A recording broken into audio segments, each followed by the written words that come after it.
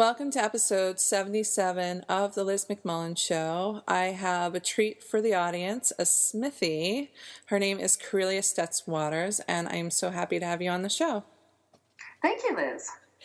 Yeah, I had to broaden my horizons and get over my Smith versus Mount Holyoke rivalry and let you on the show. Well, thank you. What is it, Holyoke to wed, Smith to bed, or is it Smith to bed, Holyoke to wed? No, we were the good girls. You were the good girls. Well, thank you for having one of the bad girls on your show. Well, you're hot stuff. It's awesome. So one of the reasons why I led with the Smithie Mount Holyoke connection is that the two books that we're going to talk about tonight, The Admirer and The Purveyor,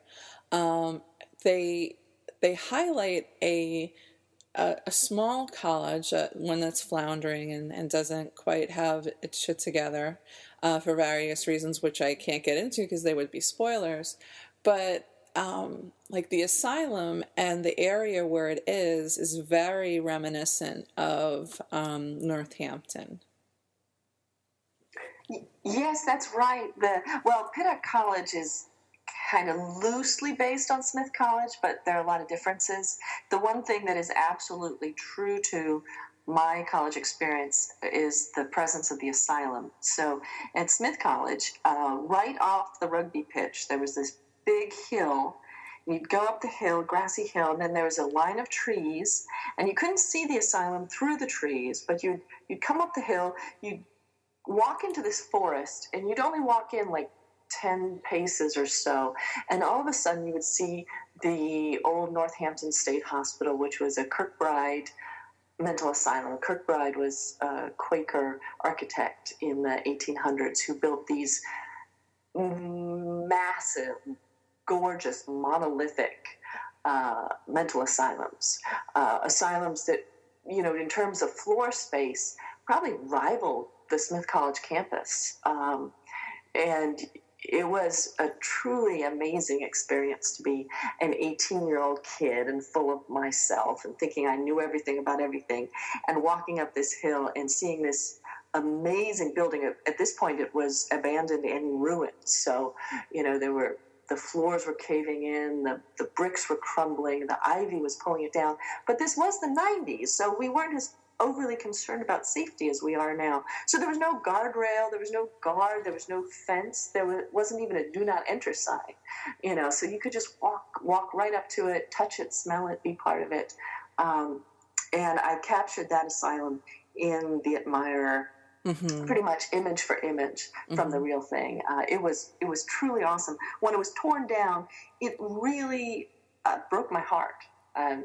I still haven't quite gotten over the fact that someone tore down the Northampton Asylum and put a subdivision in its place. Well, it's that kind of romantic, gothic decadence, and decadence in the sense of, something beautiful and haunting and a place marker. And one of the things that just occurred to me when you were speaking, when it came to mental health, things were fairly archaic up until, I guess, the early 1900s, and then there started to be some developments. And one of the things, if you were rich,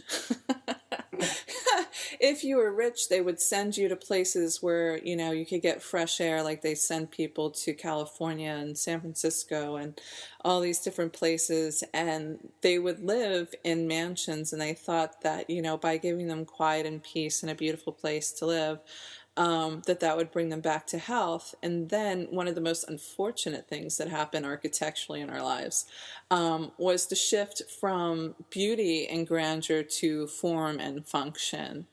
And it went from these gorgeous, even our dormitories went from these gorgeous dormitories. And then there was one period where there were 2 or 3 buildings built on Mount Holyoke's campus.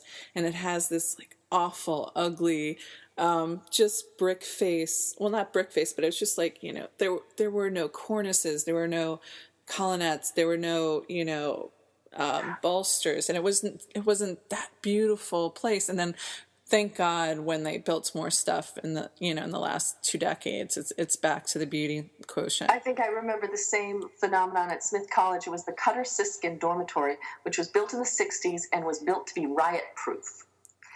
And riot-proof and architectural beauty do not go hand in hand. It's kind of awesome to call anything riot-proof. I mean, terrifying for the reality, but as college students, like, it's riot-proof. It's riot-proof. I live in the riot-proof dorm. It's terribly romantic. Speaking of romance, the first book is The Admirer, and could you just tell in a elevator speech fashion what The Admirer is about? So The Admirer is about an ambitious and talented but deeply troubled woman who takes a job, Helen Ivers takes a job at Pittock College, which she hopes is going to be the place where she can restore her heart and soul. She witnessed her sister's gruesome suicide and feels partly responsible for it too. And so she's going to Pittock College to take a job to knit up her heart. But shortly after she arrives, 2 human legs are found severed and bound to the train tracks right off campus. Mm-hmm. And she becomes increasingly suspicious, thinking that the police chief or maybe the whole town is trying to cover for the killer. Mm-hmm. Meanwhile, she is assisted or threatened by Adair Wilson, who is a beautiful young professor who makes very overt sexual advances on Helen. And for a while, Helen doesn't know if Adair is, in fact, her only ally, the only person who believes her fears, or if potentially Adair is the killer herself. Well, that kind of ambiguity is very important in a mystery or a suspenseful thriller-type novel. And in order to keep somebody breathlessly turning the pages, you have to have that kind of ambiguity. When you're shaping a character, what are some of the things that you do in preparation? Because are you a combination of a planner and a pantser, or how do you see yourself? I tend to be more of a plotter. Mm-hmm. As I've mentioned in some of my blogs, I do a very detailed outline in note cards on my office wall. And if you go to my website, you can see pictures of them. So I've got every plot point for the main character on the wall, and above it, every plot point for the villain, and below it, every plot point for the love interest, and I can move the points around. Mm-hmm. But the characters definitely grow organically. Mm-hmm. I can plot the thing to within an inch of its life, but the characters still come with their own life, their own soul, which kind of bubbles up, even when I don't want it to. And I used to laugh at writers who said their characters did things they didn't like, and I thought that's silly. These aren't real people; they're characters. Mm-hmm. But I worked on The Admirer for about 3 years. It's about 3 years for me to get a book done. And I did not want Helen Ivers to have sex with men. And I kept feeling the character pulling on me and saying that she knows she's lesbian, but she is guilt-ridden, she's traumatized, and the way she punishes herself is through risky sexual behavior with men. And I didn't like that. That's not the character I wanted to write. And this is a lesbian novel. And I kept resisting and resisting and resisting. But finally I had to give in. I said that was the character. That was who she was. That was how she expressed her pain. So contrary to what you expect out of lesfic, The Admirer does start with a heterosexual sex scene. Which I hope the readers will see in that sex scene the character's struggle, her pain. She's masochistic. She's strong. She knows how to control herself and how to comport herself and be the facade of the very collected, professional president of a college. But there are cracks in the surface, and one of the characters that goes through the Admirer and also into the Purveyor is her deceased sister, and how it mangled her point of view, and it seems like the thing, she's not deriving sexual pleasure from the men that she fucks. I mean, there's like no gentle way to put it, because that's what's happening, and it's like, it's almost like a cutter, like somebody whose life is feels, even though on the surface seems organized, feels so stressed out on the inside, that they need some other kind of pain. And, you know, that also plays out in the Purveyor. So I think it was important to have it there, also to have the contrast. And there's a particular scene that I have in mind, and when she's doing some risky behavior, but then there's something very different about this particular lover, and something I was like, well, that's interesting. And I was missing the clues, and I'm going to be vague to annoy my audience. And I was like, this person is very different than the other encounters, especially when the way that they approached her body. And I was like, oh. And then I found out the reason why, which was interesting in and of itself. But she punishes herself. She feels that, you know, she gave her whole life to her sister who was mentally ill, and who violently and grotesquely took her life by taking out her eyes. And how, like, as a writer, how did you decide that that Helen would have hallucinations of her sister? That was another character trait that developed later that I felt grew organically out of Helen's personality. I think whenever I start a novel, I want the protagonist to be perfect. I mean, I don't logically think that's how protagonist should be, but my gut is to make this person perfect, just like I want to be perfect. Everyone, you know, wants to be perfect.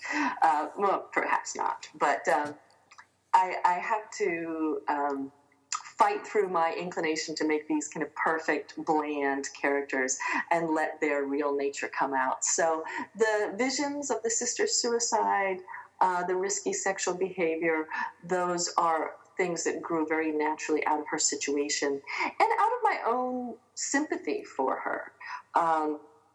It's hard to love perfect people also. I think we love people for their faults and for their imperfections and for the things that make them unique. So as I came to love the character more, I was able to give her more weakness. And that was really true for me writing The Purveyor, which is the sequel to The Admirer, which is told predominantly from Adair's perspective, Adair, the professor's perspective. And in the first novel, Adair is very powerful, beautiful, sexy, in control, very wealthy. And in The Purveyor, you see all the cracks in her armor and the struggles that she's had and the problems she's had.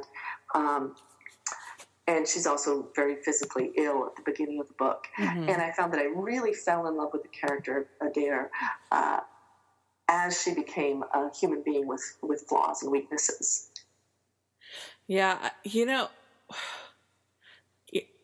obviously it's a spoiler, so I won't actually spell it out.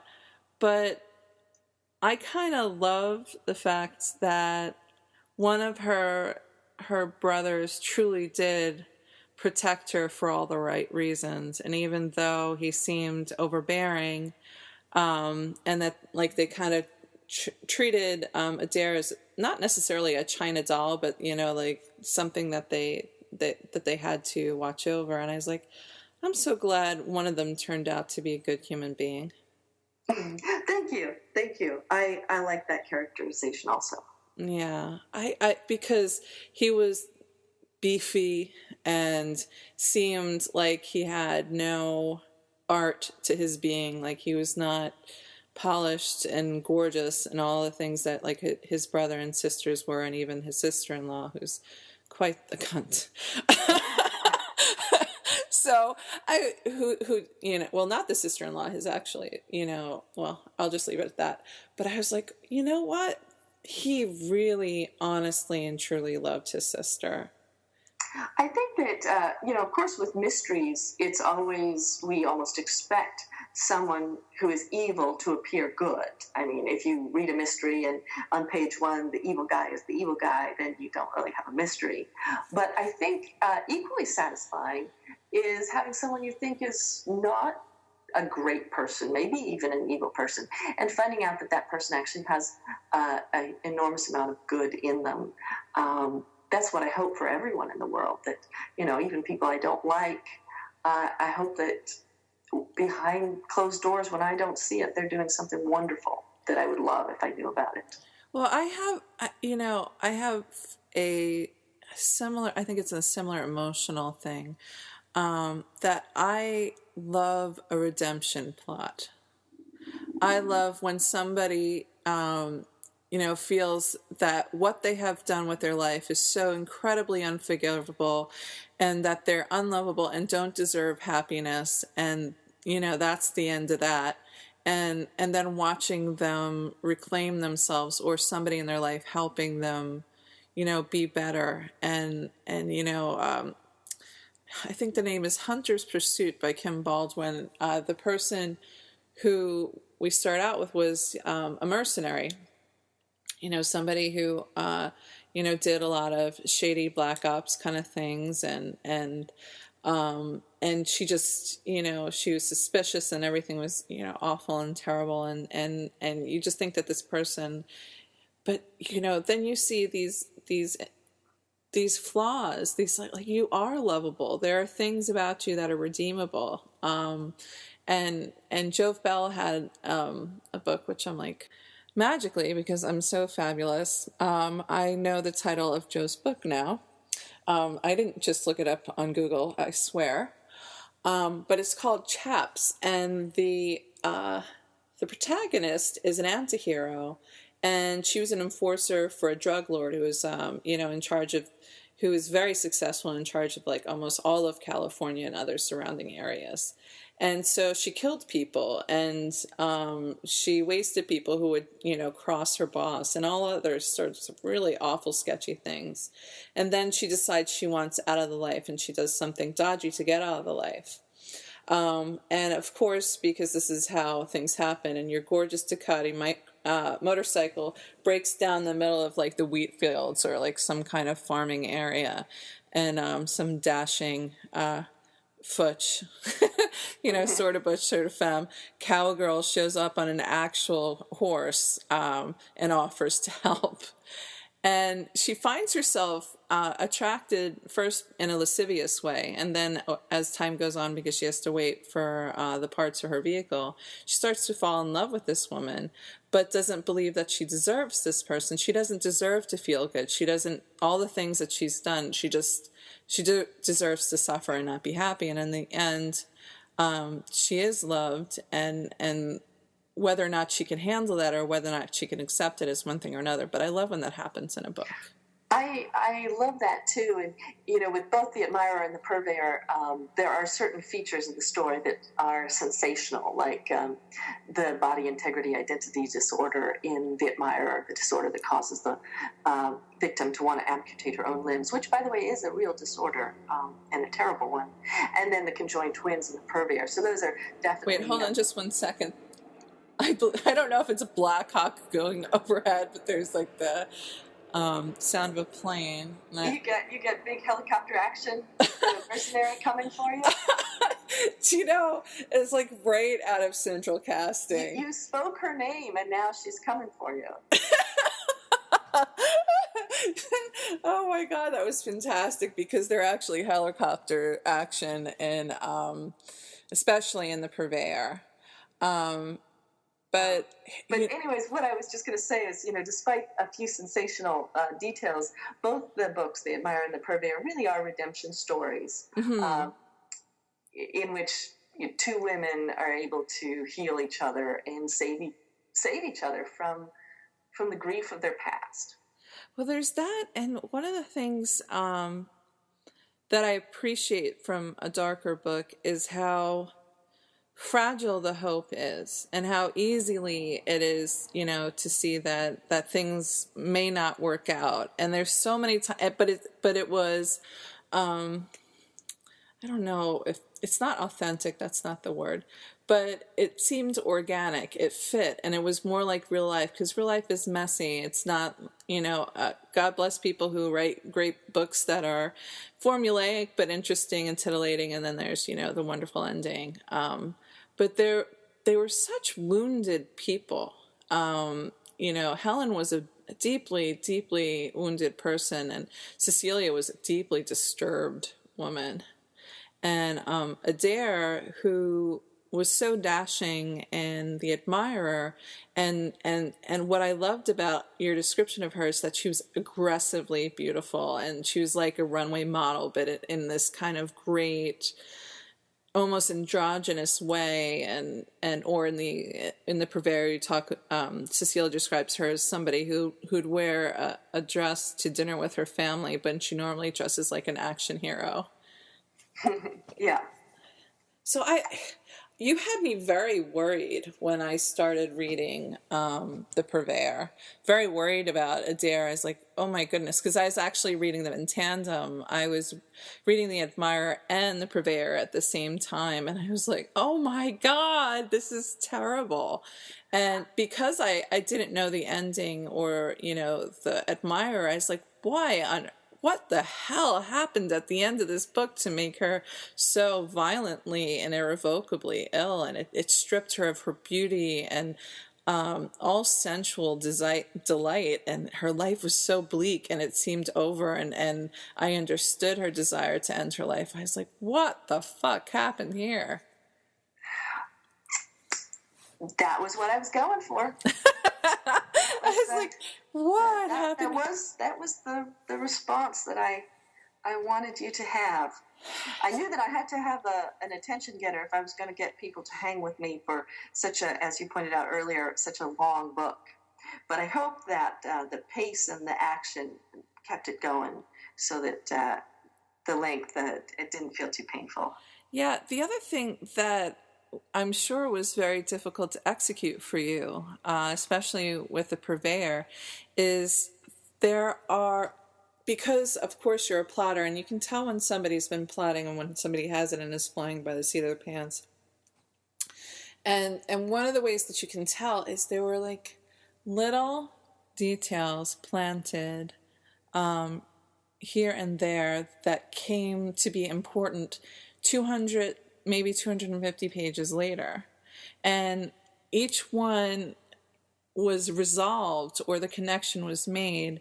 And it wasn't even just foreshadowing. It was, these different characters and their personalities and the way that they comport themselves. And what I also found interesting was the journal writing, though the journal entries had to be cognitive. She wasn't Dear Diary or Dear God, it's me. Are you there? It's me, Margaret. Like, how did that, how did you decide to kind of insert that in different points in the book? The diary entries, which are the diary of one of the conjoined twins, I included those because I wanted to be really careful not to just objectify those women. Mm-hmm. To say, oh, they're conjoined twins, they have two heads and one body, isn't that a freak show? Aren't we all interested because they're so creepy? I really wanted to give them their own personalities, their own souls, their own experience, and without giving anything away. That's a big part of the ending. Mm-hmm. They go from people who are acted upon by their family and by the human traffickers, and even in some ways by Adair, who's trying to rescue them, mm-hmm. To people who make their own choices, mm-hmm. and make an ultimate choice that is contrary to what most people want for them, but it's in their minds the right thing.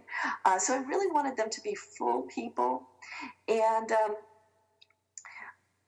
I already had 3 third-person narration sections. So the reader hears from the Purveyor, the reader hears from Adair and from Helen. And I thought, I didn't need another third-person perspective, but I just needed a little something. And I remember years ago, like 2.5 years ago, I had written a passage from the twins' perspective, and I had brought it to my writing group, and I had written it twice, the same passage, once in first person and once in third person. Mm-hmm. And I really wanted it to be third person because I felt like it would be mixing metaphors to be jumping from first and third.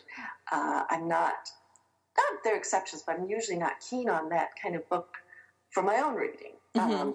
I like it to be third person or first person. Uh-huh. So I shared it with my writing group, hoping that they would say, oh, yeah, the third person version is terrific. And they're like, you clearly don't care about this third person version. This first person narration is where it's at. They said they could feel the passion for that. So I thought, well, if I'm not ready to have an actual first-person narration, maybe I could use the tool of the diary for this rather introspective young woman. I liked the way it, in addition to giving depth, like they were raised in a highly religious, off the map area in Utah, and they were very indoctrinated. And one of the things that I thought was very well done through the use of the diaries is that you get to see how they evolved. And like even though they share the same body, one of the one personality is somewhat cynical and, questions the world around her. And her sister is the opposite. She's, kind of stick her head in the sand type, which would be very tricky for conjoined twins. But I loved that there was a character arc for everyone. And even in the evil bitch, she did have the capacity to love, but she was so mangled. You would think that the character who's shown in memory, both in the Admirer and The Purveyor, being Helen's sister, that she was a sick fuck. That she was a truly broken doll, and in reality, Cecilia was the broken doll. She is broken, and she doesn't. Yeah, not everyone can have a happy ending. No. With the world being as fragile as it is. But thank you for saying that. That's something I really worked hard on in that book, was to develop every character fully. Mm-hmm. The tagline for my website is high quality literary fiction occasionally disguised as smut. Uh-huh. So, I really hope that people would pick up the book because they, it's a wild story, and who doesn't want to read about conjoined twins? Well, but my hope is that they would, get in and find some real literary merit based on my, career. They're both very dark books, and I know that dark is not going to work for a lot of people, but I find that the flagrant imperfection is utterly relatable, and it's like I think Cecilia's brokenness made her interesting, and she's almost dissociated from herself, and she in some ways she relies on her wealth and her power to get her through life, but she's also somewhat fragile, and she wants to be loved, but she's so fucked up that even when she wants to connect, she is alienating the person she wants to love her back. When I was doing research for the book, I did a lot of researching on human trafficking and on modern slavery. And one of the things that I found shocking was that, first of all, there are more people enslaved now than were in the era of the Civil War. So back, in pre-Civil War America, I think of that as being the height of slavery, but it's not now is the height of slavery. Mm-hmm. And a lot of the people who are enslaved are doing things like mining coltan, which is a rare mineral which you find in electronic computers, cell phones, tablets. Mm-hmm. So it's quite possible that the computer I'm on right now has some component that was made with slave labor. Mm-hmm. And I want people to be uncomfortable with that when they read the book. And to see Cecilia as embodying that quandary. I won't go any farther because I don't want to spoil any points. Well, because we're coming at the end of our interview, one of the things that I appreciate about we're talking about the twins, was that even though they were sheltered and were indoctrinated, they had ability, and Charity was a good shot. That was really impressive. Like, she wasn't, they they weren't like the simpering, completely useless women who are just so worn out by the people who have subjugated them. Like, she had gumption, she had a backbone. They may have like whacked out way of thinking of things because of how they grew up, but they were strong. Charity is a strong woman, and I really appreciate her moxie. Thank you. And since we are coming to the end of the interview, if you will forgive me for telling your listeners that if they don't like dark, I have a YA novel coming out on October 31st and a romance coming out, I believe it's January 13th. And both of those are going to be, the romance in particular is very light, very fun. And the YA novel is a exploration of the ballot measure 9 era in Oregon. That was a big anti-gay ballot measure in the 90s. So it's got some political content, but it's mostly humorous and a very bright and optimistic book. So if dark isn't people's style, I am trying to experiment on both sides.